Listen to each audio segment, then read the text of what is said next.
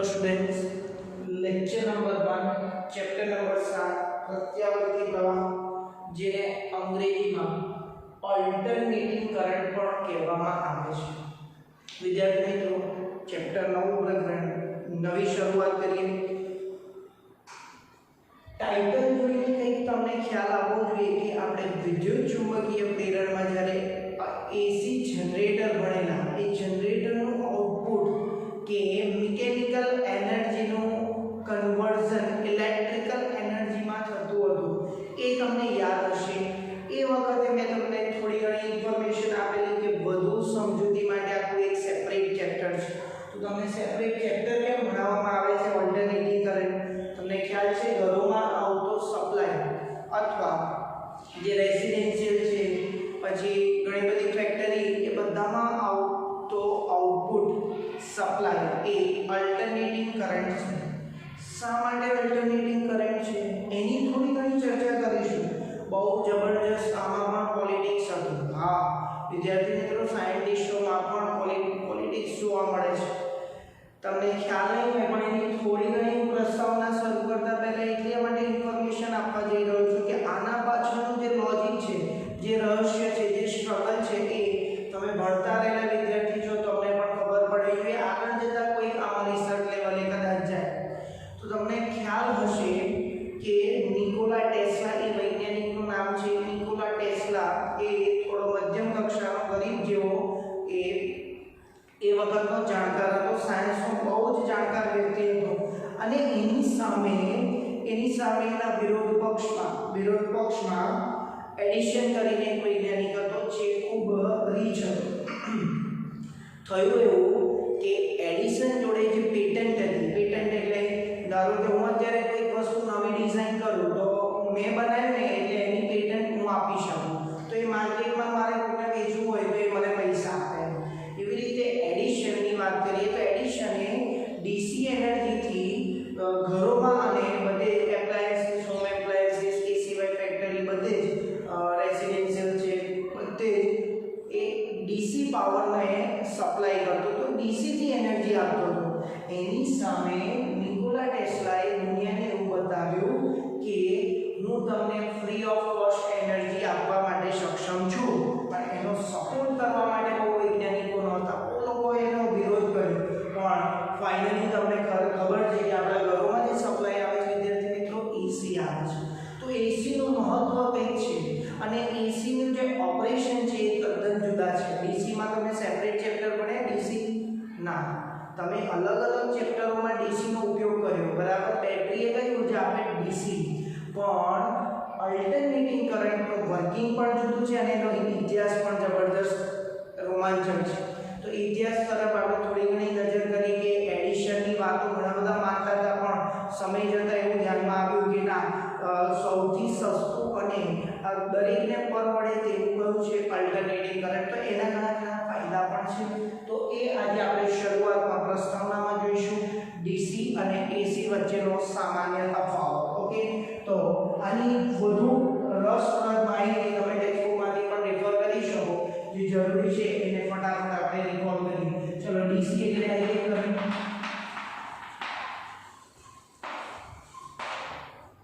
આમાં એસી એટલે alternating current.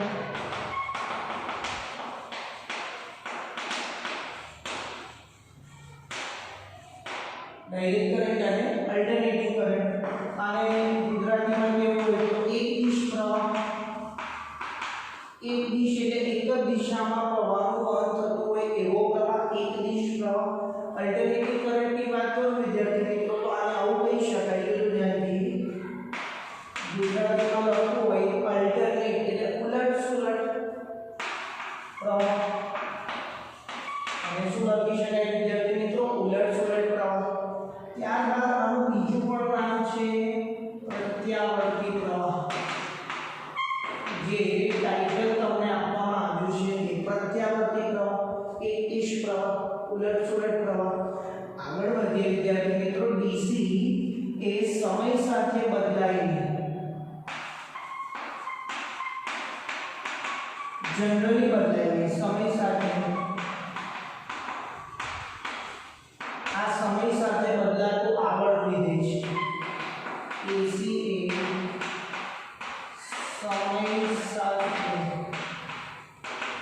બદલાતું આવર્ત વિધેય છે.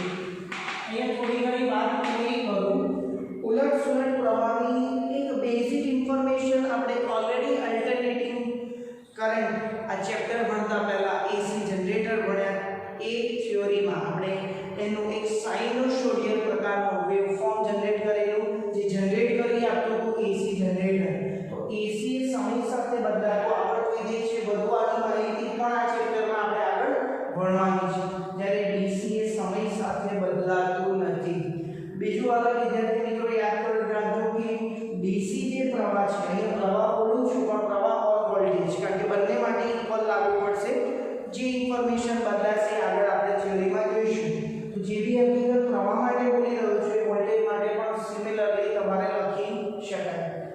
આગળ જોઈએ ટ્રાન્સફોર્મર. કદાચ તમે સાંભળ્યું હશે, મૂવીની વાત નથી કરતો, પિક્ચરના નામની વાત નથી કરતો. ટ્રાન્સફોર્મર તમારા ઘરની બહાર નીકળો, ડીપી જોવા મળે કોઈક રસ્તામાં, એ ડીપીને તમે ખુલ્લી કરેલી ક્યાંક રિપેરિંગ કામ થતું હોય તો તમે જોઈ હશે એમાં મોટા મોટા ટ્રાન્સફોર્મર લગાવેલા હોય છે. બરાબર, રસ્તામાં ઘણી બધી જગ્યાએ આપણા નજીક અહીંયા હોય. એ ટ્રાન્સફોર્મરનું બહુ મહત્વ છે વિદ્યાર્થી મિત્રો, કારણ કે આપણા ઘરે જે સપ્લાય આવે છે એ ક્યાંથી પ્રોડ્યુસ થાય છે, ઇલેક્ટ્રિસિટી થર્મલ પાવર સ્ટેશન, અને એ ત્યાંથી પ્રોડ્યુસ થઈને આપણા ઘરે આવે છે. ત્યાં બહુ હાઈ વોલ્ટેજે ટ્રાન્સમિશન કરે અને આપણા ઘરે જે ડીપી છે એ સ્ટેપ ડાઉન ટ્રાન્સફોર્મરનું કામ કરીને વોલ્ટેજને લો કરીને આપણને 230 વોલ્ટનું આઉટપુટ આપે છે. વિદ્યાર્થી મિત્રો ટ્રાન્સફોર્મર એસી પર વર્ક કરે છે. ટ્રાન્સફોર્મર એસીમાં કાર્યરત છે અને ટ્રાન્સફોર્મર ડીસી સાથે કામ કરતું નથી.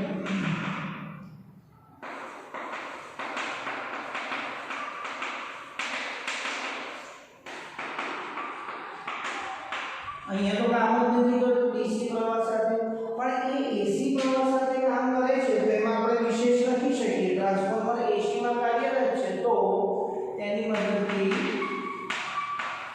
મદદથી પ્રવાહ કે વોલ્ટેજ ને વધારી કે ઘટાડી શકાય. આવો મોટો ફાયદો. ટ્રાન્સફોર્મર એસી પર કામ કરે છે અને એ ટ્રાન્સફોર્મરની મદદથી આપણે જરૂરિયાત મુજબનો પ્રવાહ કે વોલ્ટેજ મેળવી શકીએ, ઇચ્છિત મૂલ્યનો વોલ્ટેજ કે પ્રવાહ મેળવી શકીએ. તો આ ચેપ્ટરનો જે છેલ્લો ટોપિક છે એમાં ટ્રાન્સફોર્મર વિશે આપણે ડિટેલમાં ચર્ચા કરીશું. સામાન્ય અમુક તફાવત આપણે ડીસી અને એસી વોલ્ટેજ વચ્ચેનો મેળવ્યો અથવા કરંટ વચ્ચેનો મેળવ્યો. વિદ્યાર્થી મિત્રો તો એસીની ચર્ચા આપણે એસી આપણને નોમિનલ વેથી મળે છે, કારણ કે એસીનો જે મૂળભૂત હતું, જે પાયો હતો એ વિદ્યુત ચુંબકીય પ્રેરણ હતું અને ત્યાં આપણે બેટરી વગર કંઈક પ્રવાહ લાવતા હતા અને એટલા માટે આપણને આ પ્રમાણમાં કેવી છે, સસ્તી છે. તો આ મોંઘી પડે છે અને આ કેવી છે, સસ્તી છે. આપણે ભાવ કમ્પેરિઝન એની કોસ્ટ વાઇઝ નીકળીએ તો આ એકદમ કેવી છે, સસ્તી છે અને પેલી થોડી મોંઘી છે, ઘણી મોંઘી છે. એની મેં અન્ડરસ્ટેન્ડિંગ તમને વિદ્યુત ચુંબકીય પ્રેરણમાં પણ આપેલી.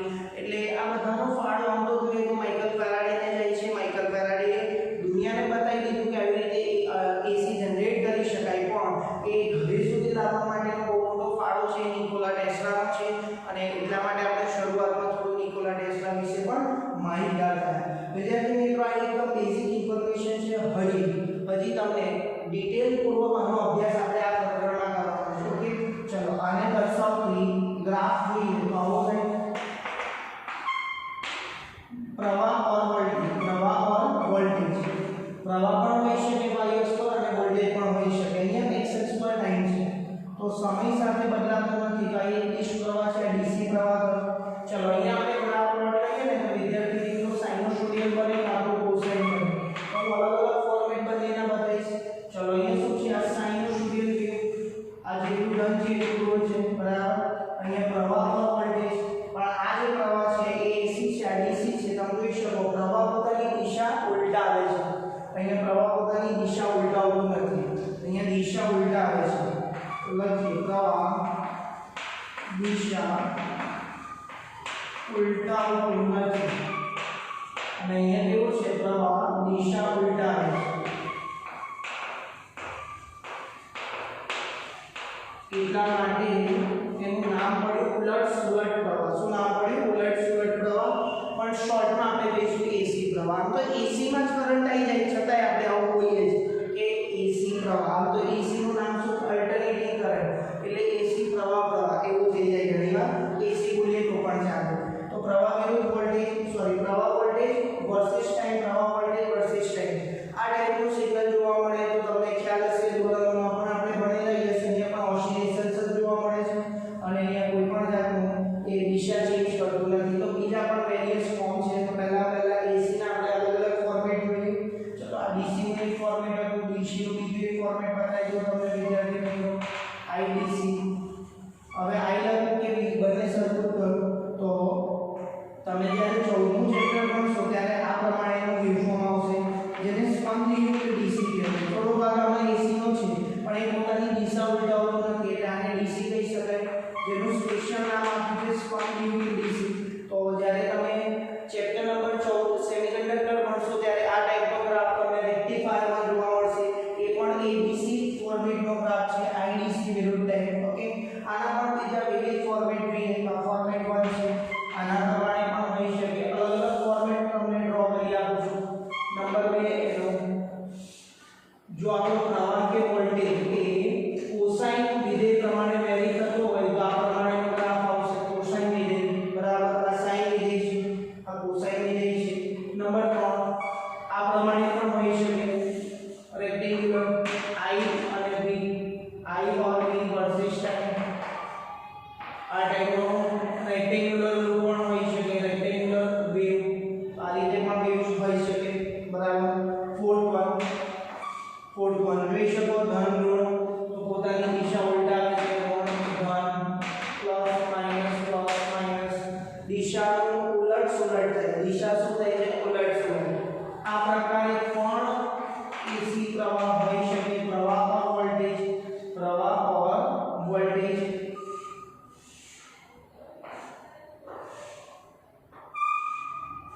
ધ્યાન રાખવાનું એમ્પ્લિટ્યુડ કેવું હશે? કોમ્પોઝિશન કેવો હશે?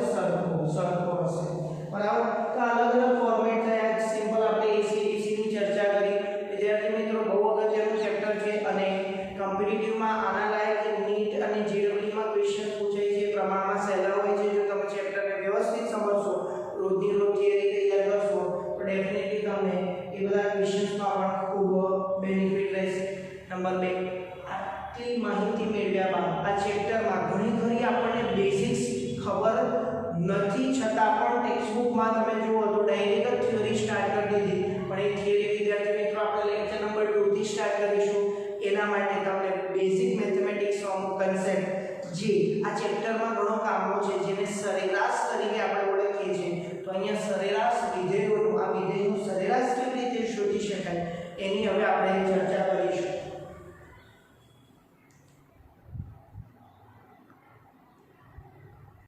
સરસ, એક નવા પ્રકરણની શરૂઆત કરી દીધી છે જેમાં આપણે એક્સ્ટ્રા એક્ઝામ્પલ્સ આપણે જોવાના છે. વિદ્યાર્થી મિત્રો આમ એક્સ્ટ્રા એક્ઝામ્પલ્સ છે પણ બહુ જ અગત્યના છે. એની તારવણી બોર્ડ માટે અગત્યની છે. કોમ્પિટિટિવ એક્ઝામમાં કોઈ ફોર્મ્યુલા બદલે તો તમને આની પ્રેક્ટિસ હશે તો તમને સરળતાથી આવડશે.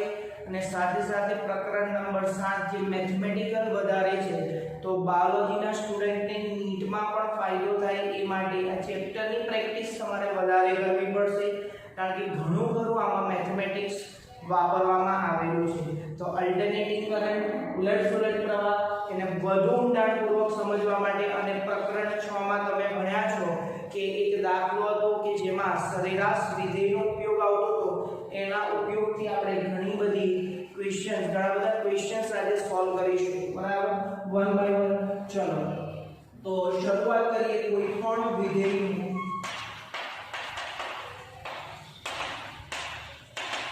સરેરાશ શોધવા માટેનું સૂત્ર. આની ચર્ચા આપણે અગાઉના એક દાખલામાં કરેલી છે. અત્યારે વિસ્તૃત રીતે જોવાનું છે. f of t સરેરાશ f of t equal to 1/t સંકલન 0 to t f of t dt. જે વિધેય છે એ સમયનું એ તમારે અહીંયા મૂકવાનું. એનું સરેરાશ લેવું હોય તો જ્યાં t છે એ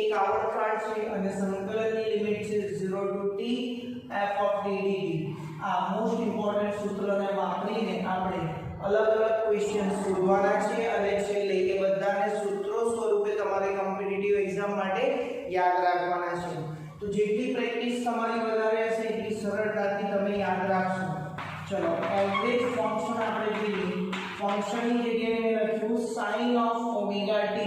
શું લખ્યું મેં? sin of omega t. તમે ધ્યાનથી જોઈ શકો sin વિધેયનું એક આવર્તકાળ પરનું એટલે ફૂલ સાયકલ કહેવાય. ફૂલ સાયકલ નો મતલબ થયું પૂર્ણ ચક્ર. શું થયું? પૂર્ણ ચક્ર.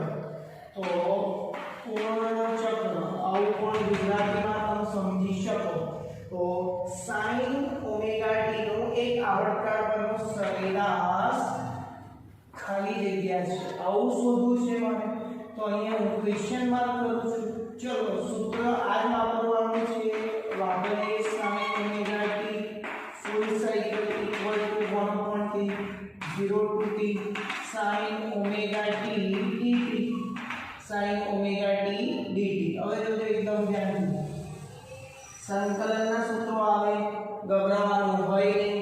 વારંવાર વાપરેલા છે, ફરી એકવાર આવે છે તો પ્રેક્ટિસ કરી દેવાની વિચારીને. બરાબર 1/t. એક સાયકલ પરનું કીધું છે. એક સાયકલ એટલે તમને ખબર છે મારા વિદ્યાર્થી મિત્રો, આ સાઇન વિધેયની એક સાયકલ. જેટલું ધન છે એટલું ઋણ છે. સાઇન વક્ર. આને આપણે ડોલરોમાં પણ ભણેલા છે. બરાબર, બહુ ધ્યાનપૂર્વક સમજજો. ડાયરેક્ટ મને જવાબ ખબર છે 0 આવે કેમ? જો ગ્રાફ પરથી હું તમને ફેર બતાવું. જેટલું એ મહત્તમ મૂલ્ય છે જેટલા માટે એટલું જે ઋણ છે. તમે જોઈ શકો જેટલો ભાગ ધન છે એટલો ઋણ. મતલબ શું થયો? એનું એક આવર્તકાળ પરનું સરેરાશ કેટલું? 0. તો 0 લાગી આપણે સૂત્રો લખી રાખીએ બાયોલોજીના સ્ટુડન્ટ્સ, કારણ કે મેથમેટિક્સ વાળાને ઈઝી લાગશે. 1/t sin નું સંકલન થાય -cos omega t.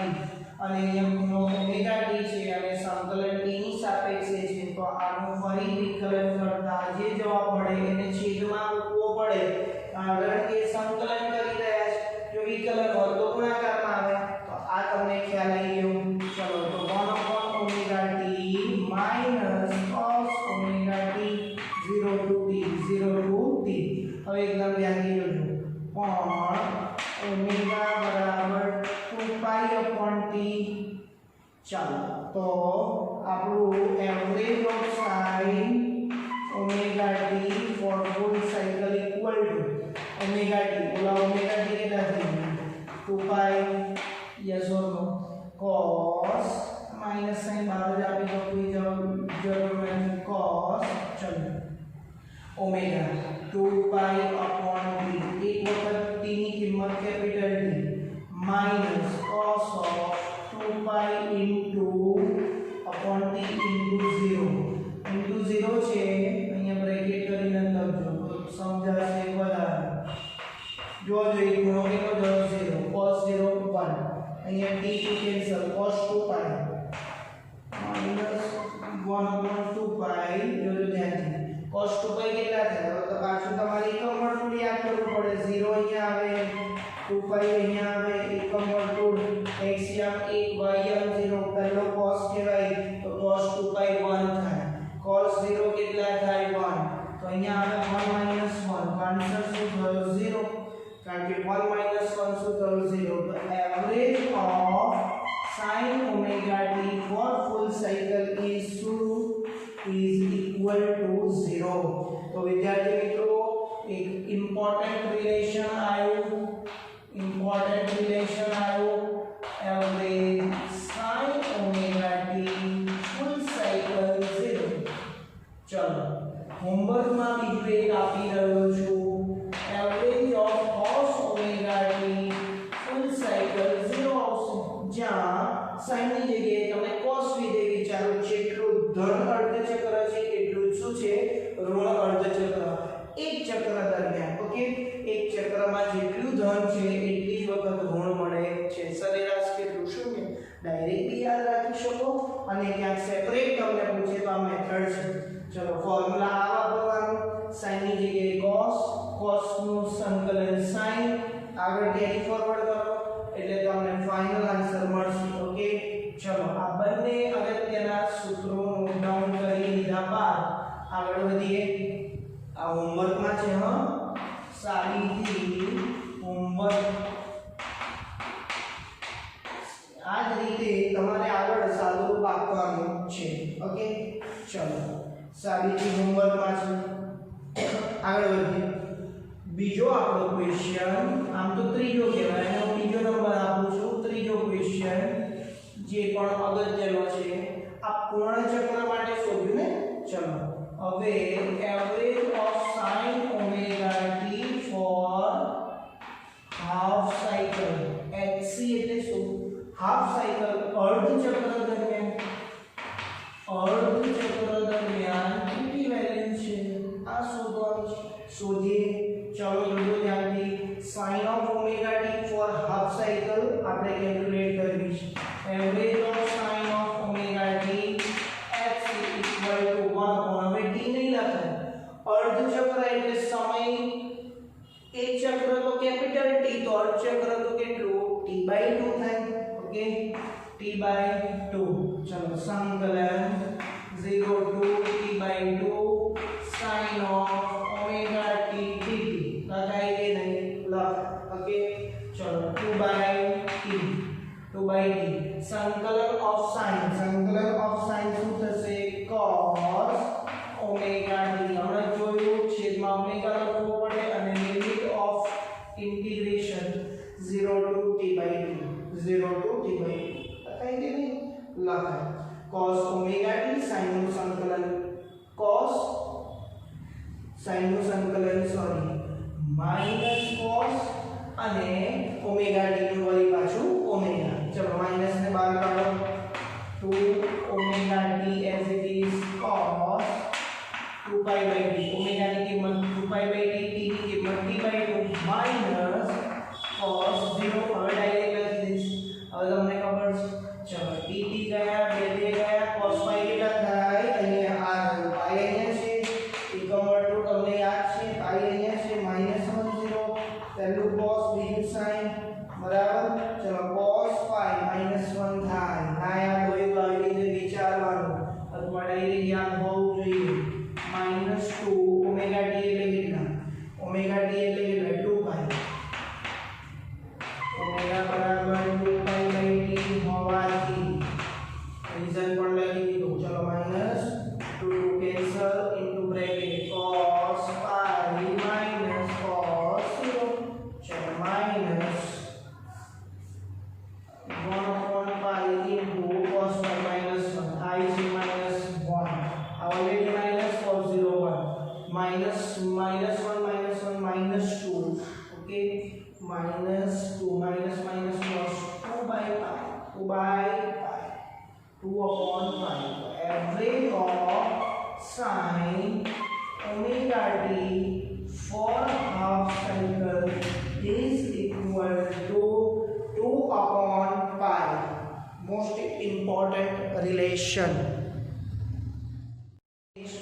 ચોથો ક્વેશ્ચન વળી પાછો હોમવર્કમાં હમણાં પહેલો ગણાયો બીજો હોમવર્ક ત્રીજો ગણાયો તો ચોથો હોમવર્ક બરાબર કારણ કે મેથમેટિક્સ પાકું તમારે કરવાનું છે વાલા વિદ્યાર્થી મિત્રો average of cos omega t for half cycle equal to 0 સાબિત કરવાનું છે 0 અને 0 એટલે મેં જવાબમાં હું ક્વેશ્ચન માર્ક કરું છું હોમવર્કમાં આન્સર આવશે 0 કેવી રીતે 0 આવે બતાવી દઉં cos આવશે cos હોય તો અહીંયા sin π એ 0 sin 0 એ 0 0 0 0 0 ગુણ્યા સમથિંગ 0 તો આન્સર શું આવશે 0 તો ચાર ઇમ્પોર્ટન્ટ રિલેશન થયા નંબર 1 એવરેજ sin અને cos omega t for full cycle 0 number 2 એકમાં બે આવી ગયા ને sin અને cos માટે એક પૂર્ણ ચક્ર દરમિયાન સરેરાશ 0 અને આમાં જુદો જવાબ આવે 2/π ઘણીવાર પૂછાયેલો છે ઘણીવાર 2/π એટલે 3.14 કરો 2/3.14 કરો જે જવાબ આવે એમાં પણ ક્વેશ્ચન પૂછેલા તો યાદ રાખો બધા સમીકરણ MCQ માં બહુ કામ આવશે average of cos omega t for half cycle કેટલી છે તો એ આપણે હોમવર્કમાં આપી સીધો જવાબ લાવવાનો છે ઓકે જો 5મા નંબરનો ક્વેશ્ચન કયા નંબરનો ક્વેશ્ચન 5મા નંબરનો વિદ્યાર્થી મિત્રો જોજો એકદમ ધ્યાનથી હવે પૂર્ણ ચક્ર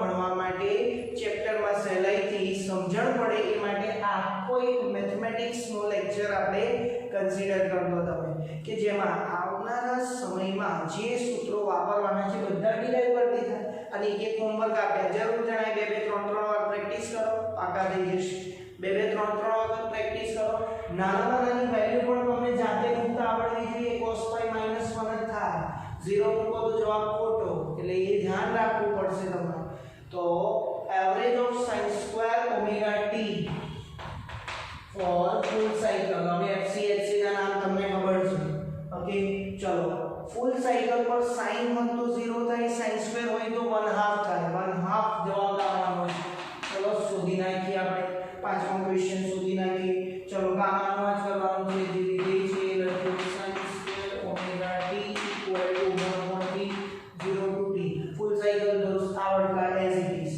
f of t dt એટલે sin square omega t dt ચલો પણ હવે બેસનું એક ફોર્મ્યુલા વપરાય sin square omega t equal to 1 - cos 2 omega t by 2 અહીં sin નો વર્ગ હોય તો વર્ગવાળાનું કોઈ સૂત્ર છે નહીં તો વર્ગને મારે કાઢવો પડે એ વર્ગને કાઢવા માટે મેં ત્રિકોણમિતિનું સૂત્ર વાપર્યું 1 - cos 2 omega t by 2 okay ચલો તો આટલું તમને ક્લિયર થઈ ગયું આગળ કિંમતો મૂકીએ sin સ્ક્વેર ઓમેગા t આ યથાવત 1/3 0 to t હવે આની કિંમતો મૂકું છું 1 - cos ચલો આને બે ભાગમાં વહેંચી નાખીએ બરાબર તો તમને સરળ લાગશે upon 2 into d ઓકે એને હવે સ્ટેપ બાય સ્ટેપ આપણે ડિવાઈડ કરીએ છીએ શું કરીએ છીએ ડિવાઈડ એકદમ ધ્યાનથી જોજો 1/t સંકલન 0 to t 1/2 dt થશે 1/2 dt એકદમ મોટો બ્રેકેટ કરીએ 1/2 dt માઈનસ સંકલન 0 to t cos 2 omega t upon 2 તો બંને જોડે જશે into dt બ્રેકેટ જોઈ લો આ સંકલન અમે છૂટું પાડ્યું 1/2 અને cos 2 omega t by 2 વચ્ચે માઈનસ છે તો માઈનસ ક્લિયર પણ હવે આપણને ખબર છે average of cos 2 omega t equal to 0 for full cycle એટલે 0 થશે બતાવી દઉં જોઈ લેજો ધ્યાનથી sin omega t full cycle માટે જવાબ 0 લાયા cos omega t નો જવાબ 0 જ આવશે સાબિતી હોમવર્કમાં કરેલી છે આ 0 છે અહીંયા ધ્યાનથી જો ખૂણા પર આધારિત નથી omega t હોય 2 omega t 3 omega t 4 omega t n omega t કરવું હોય તો ચેક કરી શકો તમે કિંમતો મૂકીને જવાબમાં કોઈ ફરક પડશે નહીં ખૂણો ગમે તે હશે તો sin કે cosine વિધેયનું એક ચક્ર પરનું સરેરાશ શૂન્ય થાય ધેટ્સ ઇટ તો આની કિંમત કેટલી છે શૂન્ય તો આ આખું પદ કેટલું થઈ ગયું શૂન્ય આખું પદ કેટલું થઈ ગયું શૂન્ય તો હવે વધ્યું એ લખાવો 1/t સંકલન 0 to t 1/2 dt minus 0 yes or no yes 1/t ચલો હવે 1/2 ને બહાર કાઢો 1/2 ને બહાર કાઢીએ સંકલન dt એટલે t minus 0 limit of integration put કરી દીધી t કેન્સલ આઉટ 1/2 કહ્યું તો ને શું જવાબ મળશે અહીંયા લખવું પડે કે sin સ્ક્વેર ઓમેગા t નો એક ચક્ર પરનું સરેરાશ 1/2 થાય ક્યાંક વાપરેલું આપણે અગાઉના કોઈ દાખલામાં પ્રકરણ નંબર 6 માં વાપરવાનું છે હજી ક્લિયર કેટલા સૂત્રો થયા 6 5 નહીં 6 છઠ્ઠું હું તમને હોમવર્કમાં આપું એક જોડે એક ફરી લઈ જાઉં ચલો તો છઠ્ઠો ક્વેશ્ચન થશે average of cos square omega t for fc that is equal to question mark answer આવશે 1/2 કેટલો આવશે 1/2 અને એ હોમવર્કમાં ચલો કેટલા સૂત્રો થયા 6 સૂત્રો બરાબર sin અને cos ફૂલ સાયકલ માટે sin સ્ક્વેર cos સ્ક્વેર ફૂલ સાયકલ માટે sin અને cos હાફ સાયકલ માટે આ 6 સૂત્રો સાબિતી પણ આવડતી હોવી જોઈએ અને એના ડાયરેક્ટ જવાબ પણ તમને યાદ હોવા જોઈએ